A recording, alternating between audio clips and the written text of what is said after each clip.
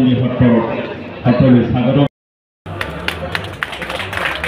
আৰু এটি জাতিৰে আদৰি জনোৱাৰ কাৰণে মই কেইবা হাজাৰ অধিক মানুহে ভক্তই ইয়াত আৰিয়া প্ৰচলন কৰিছে আৰু তেখেতসকলৰ নিজৰ মনোবাঞ্ছা পূৰণৰ বাবে তেখেতসকলে ইয়াত উপবাসে থাকি আৰিয়া প্ৰচলন কৰিছে। যিসকল ভকতে উপবাসে থাকি বা অনাহাৰে থাকি আৰিয়া প্ৰচলন কৰিছে তেখেতসকলৰ সমিতিৰ তৰফৰ পৰা পৰম্পৰাগতভাৱে আমি সিধা দিয়াৰ ব্যৱস্থা গ্ৰহণ কৰিছোঁ। অতীতৰ পৰা যি ধৰণে পৰম্পৰাগতভাৱে সিধা দিছে এতিয়াও বৰ্তমানো আমি সিধা দিয়াৰ ব্যৱস্থা গ্ৰহণ কৰি আছোঁ।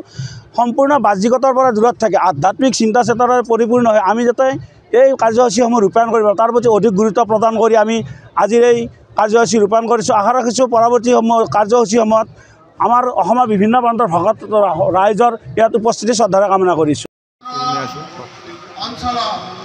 কাৰ্যসূচী কিমান দিনীয়া কাৰ্যসূচী আছিল আপোনালোকৰ? ৰঙিয়া মহকুমাৰ অন্তৰ্গত ঐতিহ্যমণ্ডিত বালিসত্ৰ সৎসংগী সত্ৰৰ ৰাজহুৱা সভা মহোৎসৱ 5 দিনীয়া কাৰ্যসূচীৰে আমি উদযাপন কৰিবলৈ লৈছোঁ। আৰু যোৱাকালি আমাৰ 7 তাৰিখ যোৱা 7 তাৰিখে আমাৰ প্ৰথম দিনাৰ কাৰ্যসূচী আছিল কাৰ্যালয়ৰ দ্বাৰ উন্মোচন, ৰন্ধন গৃহ দ্বাৰ উন্মোচন, লগতে আমাৰ ৰন্ধন গৃহ দ্বাৰ উন্মোচন হৈ গ'ল, পিঠা বিতৰণৰ দ্বাৰ উন্মোচন। তাৰ লগে লগে আমাৰ সকলোৰে পৰিচিত সন্মানীয় ব্যক্তি অসম বিজেপিৰ নৱনিৰ্বাচিত সভাপতি সন্মানীয় শ্ৰীযুত দিলীপ শইকীয়া ডাঙৰীয়াই আমাক ৰাইজৰ মাজত আহি এটা কমেণ্ট দিছিল যে তেওঁ হাই ভল্টেজ এটা লাইট দিয়াৰ ব্যৱস্থা কৰিব।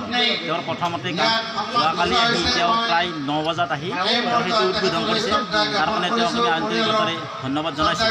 আৰু যিসকল ধৰ্মপ্ৰাণ ৰাইজে সিধা আৰিয়া এইটো কি বস্তু তেওঁলোকে জানিবৰ কাৰণে ইয়াত উলহ মালহেৰে আহি মহাপ্ৰভু বংশীধৰৰ চৰণত তেওঁলোকৰ মানৱ সিদ্ধিৰ কাৰণে সেৱা জনায়। আৰু তেওঁলোকৰ মনত যি আশাৰে ইয়ালৈ আহে তেওঁলোকে পূৰণ হয় বুলি এটা প্ৰবাদ আছে।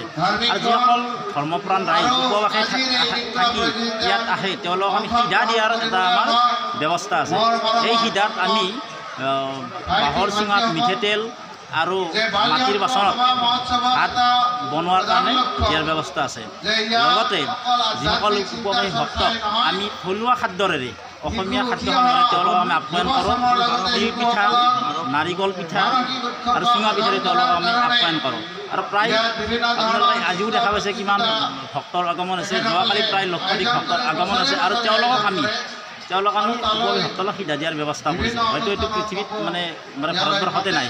আৰু লগতে আমাৰ যিটো আৰিয়া বুলি কয় বহুতে নাজানে, এই আৰিয়াটো হৈছে তাৰমানে কুমাৰসকলৰ দ্বাৰা নিৰ্মিত